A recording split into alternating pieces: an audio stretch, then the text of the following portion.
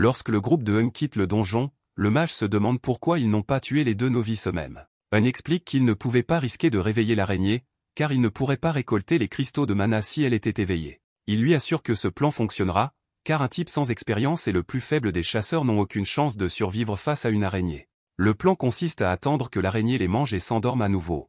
Ils ne pourront pas se frayer un chemin en explosant, car cela réveillerait l'araignée, mais Hung sait qu'il existe un petit chemin au-dessus de la grotte. Le pire scénario est que l'araignée ne s'endorme pas après avoir mangé les débutants. Si leur groupe n'est pas en mesure de récupérer les cristaux de mana, ils prendront au moins l'équipement usagé, qui vaut des centaines de millions. Hung et le mage sont tous deux d'accord pour dire qu'ils ne pourront pas combattre l'araignée eux-mêmes, et Hung souligne qu'il ne faut pas la sous-estimer. C'est un boss incroyablement dangereux, et ce n'est qu'une question de temps avant que les débutants ne soient tués à l'intérieur du donjon. Yu tente de convaincre Jinwoo de ne pas combattre le boss, car seul un chasseur de rang B serait capable de battre un boss de donjon de rang C. Même un chasseur d'élite de rang C ne peut pas battre un boss de donjon de rang C. Il n'y a pas d'autre solution. Même un chasseur de rang C de niveau élite n'en serait pas capable, alors Yu pense qu'il devrait plutôt essayer de trouver un moyen de s'échapper. Jinwoo pense qu'il a raison, même si Jinwoo a eu un deuxième réveil et a gagné en niveau.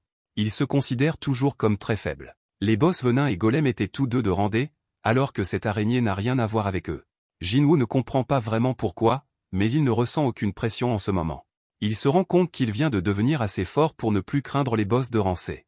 Il est au niveau 18 et déclare qu'il a une chance de le vaincre. Après avoir attaqué le serpent, Jinwoo déclare que la vraie chasse commence maintenant. Ailleurs, un président de l'association des chasseurs nommé Go est épuisé d'avoir assisté à une tonne de réunions. Son chauffeur lui propose de s'entraîner contre lui pour l'aider à se sentir mieux, et Go accepte, car il ne peut pas refuser qu'une jeune personne lui demande conseil. De retour au donjon, Jinwoo découvre que la peau d'araignée est incroyablement résistante. Ses attaques sont étonnamment puissantes, et si Jinwoo est touché ne serait-ce qu'une fois, il mourra à coup sûr. Yu observe attentivement les mouvements de Jinwoo et réalise immédiatement que ce n'est pas la façon dont un chasseur de rang E se déplace. Il se demande qui est vraiment Jinwoo et s'il ne s'agit pas d'un faux chasseur. Rares sont les chasseurs capables de contrôler leur puissance magique suffisamment bien pour obtenir délibérément un rang inférieur. Ceux qui agissent ainsi sont appelés les faux gradés, et ce sont généralement des psychopathes qui prennent plaisir à tuer. Yu regrette d'être venu dans le donjon, et Jinwoo constate qu'il ne peut rien faire contre la peau dure de l'araignée. La fatigue de Jinwoo augmente rapidement, il doit donc mettre fin au combat rapidement. Sa dague possède des capacités de paralysie et de drainage, et il décide quelles seront la clé de sa victoire. Jinwoo doit les utiliser sur le point faible de l'araignée, mais il est choqué lorsque l'araignée révèle qu'elle a une attaque acide. Jinwoo doit réduire la distance, il décide donc d'utiliser une nouvelle compétence appelée Dash. Il l'utilise pour porter une attaque sur le visage de l'araignée, mais le debuff de sa dague est annulé. Jinwoo n'est pas du genre à abandonner, il décide donc de frapper l'araignée autant de fois qu'il le peut. Jinwoo s'efforce d'aller de plus en plus vite, mais la fatigue le pousse à se faire frapper par l'araignée. Jinwoo est sur le point d'être écrasé, mais il se souvient qu'il lui reste une récompense pour avoir accompli sa quête quotidienne. Il utilise donc la récompense qui lui permet de se rétablir complètement. Il hurle de terreur en pensant que Jinwoo a été tué, mais notre garçon est de nouveau en mouvement. Il porte une nouvelle attaque, mais cette fois-ci, il réussit à transpercer l'un des yeux de l'araignée, ce qui a pour effet d'appliquer l'effet d'affaiblissement de sa dague. Jinwoo ne perd pas cette occasion et poignarde l'araignée à plusieurs reprises, en appliquant également les effets d'affaiblissement. L'araignée finit par succomber à toutes les attaques, et une notification indique que Jinwoo vient de vaincre le maître du donjon. Jinwoo est conscient de la chance qu'il a eue de ne pas avoir eu le temps de choisir une récompense avant d'entrer dans le donjon, car il serait certainement mort alors qu'il est. Yu est évidemment choqué de voir que Jinwoo vient de vaincre un chef de donjon tout seul, et il est maintenant plus que jamais certain que Jinwoo est un faux gradé. Jinwoo obtient une gemme de l'araignée, et Yu s'approche de lui pour lui proposer de porter les provisions à partir de maintenant. Yu idolâtre vraiment Jinwoo et lui dit de se reposer pendant qu'il s'occupe des cristaux de mana. C'est alors que Hung et son groupe arrivent, et ils sont surpris de voir que les nouveaux ont survécu. Dans une salle d'entraînement, Go montre à Wu à quel point il est doué, car il le domine facilement, apparemment sans même essayer. Go remercie Wu car il se sent beaucoup mieux maintenant, et Wu est étonné de voir que le président ne semble pas du tout rouillé. Go explique qu'il n'est plus aussi fort qu'avant, mais il voit bien que Wu s'est entraîné dur. Wu reconnaît que l'entraînement ne peut pas augmenter le niveau d'un chasseur, mais qu'il peut améliorer ses compétences. Go souligne que la force physique et mentale d'un chasseur est très importante, surtout dans les donjons où l'on trouve les pires types de personnes. De retour dans le donjon, le groupe de Hung détermine que les débutants n'ont pu survivre que parce que cette araignée devait être grande et stupide. Ils se sont moqués de l'araignée pour avoir perdu face à des chasseurs de bas niveau, et Hung explique qu'il a déjà décidé de leur prochaine action. Il révèle à Yu qu'il sait qu'il vient d'une famille riche, mais Yu ne voit pas en quoi cela est important. Eun lui dit alors qu'il ne lui donnera qu'une seule chance et demande à Yu de tuer Jinwoo. Eun explique qu'ils ont l'habitude de tuer les personnes qu'ils utilisent pour remplir leur partie afin de pouvoir garder tout le butin. Cependant, il épargnera Yu s'il accepte de devenir leur complice. S'il refuse, ils les tueront tous les deux. Eun se dit que Yu pourrait être dangereux car son équipement pourrait avoir des pouvoirs spéciaux qui l'ont rendu assez fort pour vaincre l'araignée.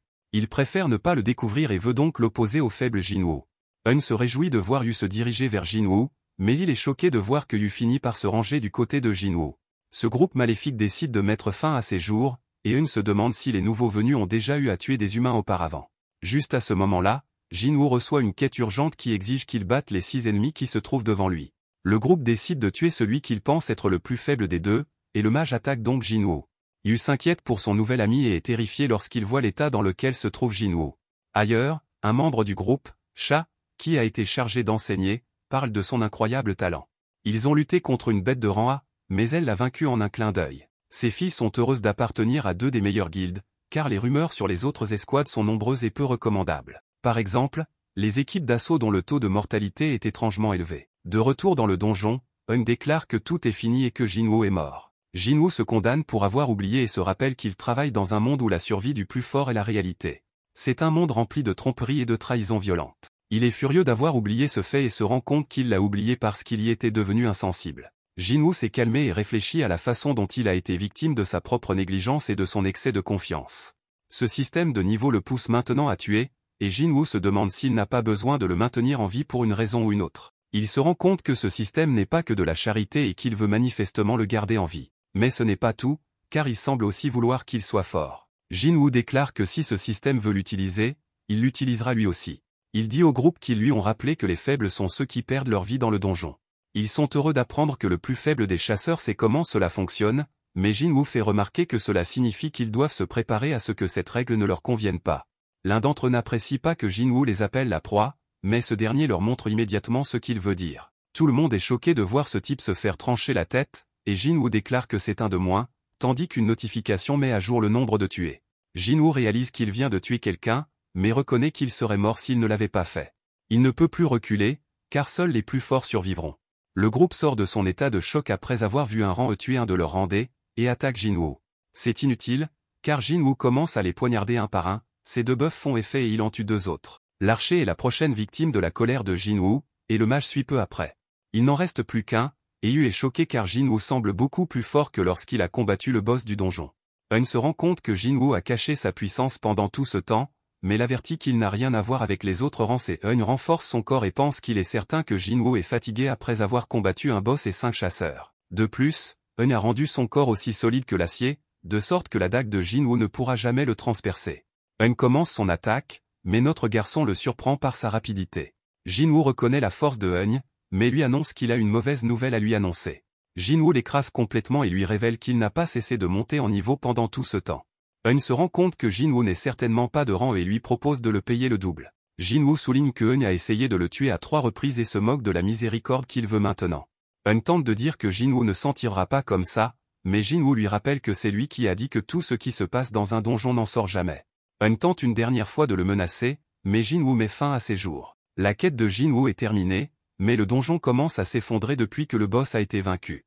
Lorsqu'ils sortent, ils rapportent qu'ils sont les seuls à avoir survécu au combat contre l'araignée. La responsable se méfie car ils étaient les membres les plus bas, mais elle se laisse distraire par du matériel usagé. Jinwoo n'arrive pas à croire qu'il a été récompensé pour ce qu'il vient de faire et remarque qu'il a reçu une compétence d'intention meurtrière. Cette compétence met les ennemis en état de panique et réduit de moitié toute leur capacité. Le fonctionnaire simple d'esprit détermine que vous survivez grâce à son équipement et suppose que le Jinwoo de rang E s'est simplement caché quelque part. Yu félicite Jinwoo pour son bon travail, mais il commence à pleuvoir. Yu se demande si quelque chose ne va pas, mais Jinwoo, très calme, explique qu'il est simplement heureux d'avoir donné un parapluie à sa sœur. Merci d'avoir regardé mon récapitulatif.